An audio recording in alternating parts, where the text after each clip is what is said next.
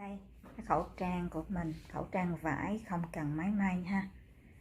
Xong rồi, chỉ cần có mấy phút là mình có được cái sản phẩm này.